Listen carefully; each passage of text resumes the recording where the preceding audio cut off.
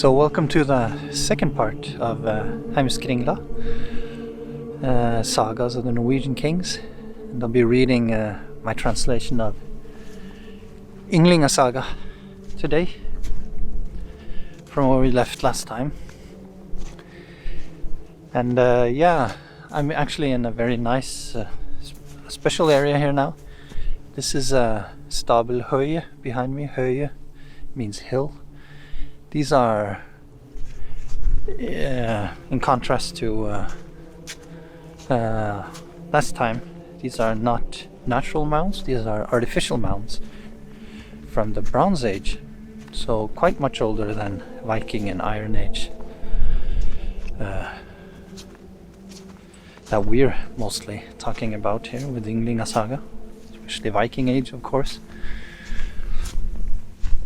And these are really situated on the Mols Peninsula in eastern Denmark. So when you're on the mainland, across the fjord or the bay, on a normal day, clear day, today is quite foggy, these mounds here at Stabel, they would be, and you can't even see the other big one, which is behind me now, they would be, they're really clear, and they're almost like small mountains on a row when you look from the mainland. Anyway, let's continue reading, and as usual, I'll take some photographs with my camera while I'm here, and return for some commentary after the reading. Ynglinga Saga, Part 2, on the Asians. East of Tanakvissel, in Asia, they called Åsaland or Åsaheimer, and the main castle of the land they called Åsgard, and in the castle was a chieftain called Odin. There was a great place of sacrifice. It was the custom that 12 hovgoder were held in the highest regard. They were responsible for administering sacrifices and judgments between men. They were called Diar or Drottnar. All people were to serve and adhere to them. Odin was a great warlord, had traveled wide and far, and had acquired many kingdoms. And by this his men believed that he would be victorious in every battle he joined. It was his custom, if he was to send his men into battle or on other missions, that he first laid his hands on their head and gave them blessings, and they believed this would make their undertaking successful. And so it was also with his men, that whenever they were in trouble on sea or land, they would call upon his name, and felt that it often helped, for they thought there was always comfort when he was near. He traveled often so far away that many seasons passed during his journeys. Odin's brothers. Odin had 2 brothers. One was called Ve and the other Vili. These his brothers ruled the kingdom when he was away.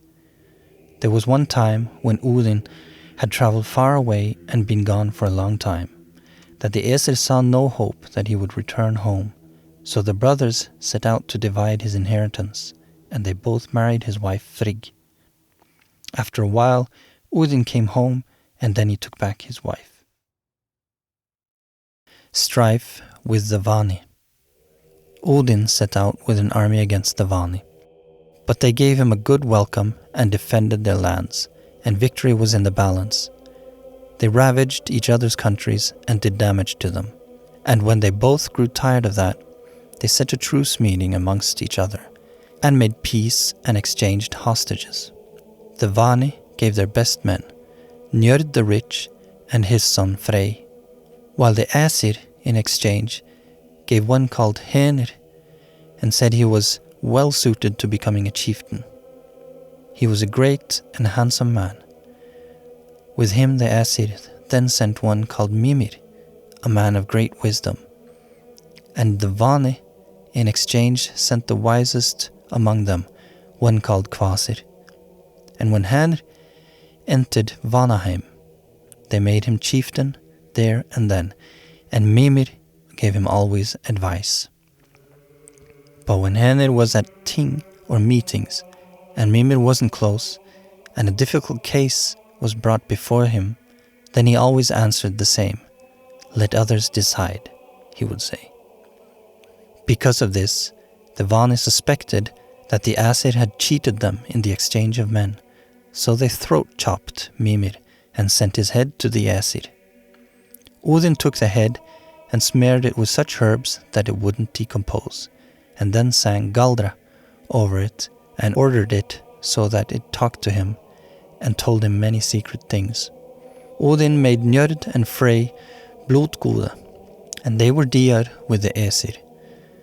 Njörd's daughter was Freya. She was a blodgudja, and she was the first to teach the Æsir side. That was common among the Vani. When Njörd had been among the Vani, he had been married to his sister, as was the law there. Their children were Frey and Freya, but it was not allowed among the Æsir to marry someone that close in kinship.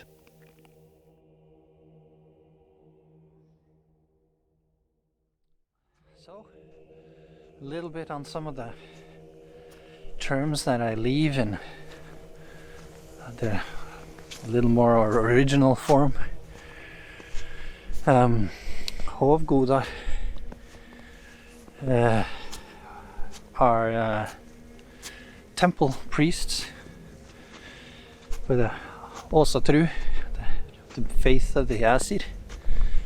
And Diar, this is a word for gods, which is interesting. So they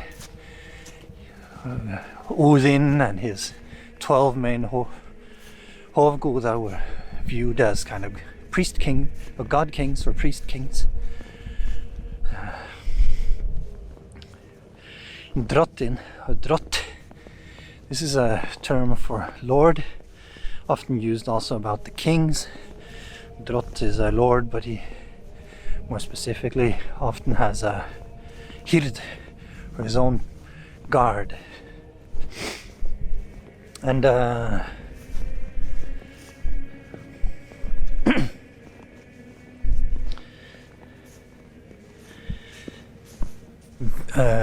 we have the when Odin he leaves Oscar, he lets his brothers Bali, den är mig, diktig.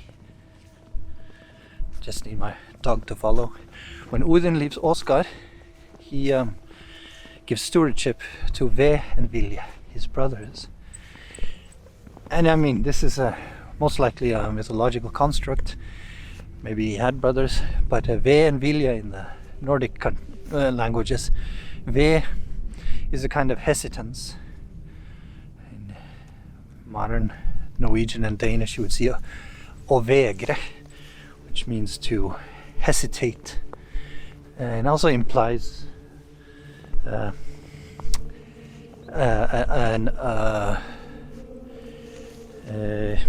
it could be through calculating, consequences, that you wait a little and you hesitate.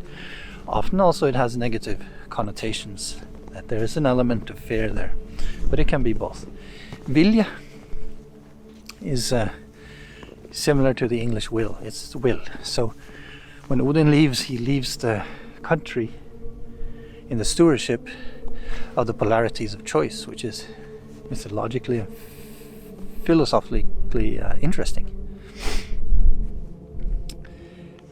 And then we have maybe a little different translation from my side, and what I referred to in the introduction as perhaps a little bit clunky. And it's my translation of a halshugge, when they chop Mimir's head off. The reason I've chosen to translate it a little awkwardly as throat chopping is because there are many ways to say how to chop a head off in the sagas, and seen in the light that for many Vikings, Scandinavians in that time, warriors, and exemplified especially among the Jomsvikings, was if you were captured and set to be executed during battle or after battle, they would insist on standing face front to the executor, according to the sagas, also according to archaeological finds, where they find traces of this. They would stand facing the executor and insist on being chopped from the front, having their heads decapitated from the front. And in the word halshugge, which is used, hals is the front of the throat, and neck in English, which would be nakke in Norwegian. And I mean, maybe might just as well say they cut his head off, but then you have words for this, so why not? Why not translate it literally and keep the color of the original words? So that's throat chop. Galder. This was, according to Ynglinga Saga, it's the magic that the Æsir used, which was ritual songs and probably poetic poems as well, ritually, set out. And Seid is the magic of the Vani, which was also ritual magic, according to the sagas. And both these terms we meet later in the sagas. Blodgudja. This is a term for a priestess of sacrificial rites. Yeah, it's clearing up. Beautiful day. So, see you next time.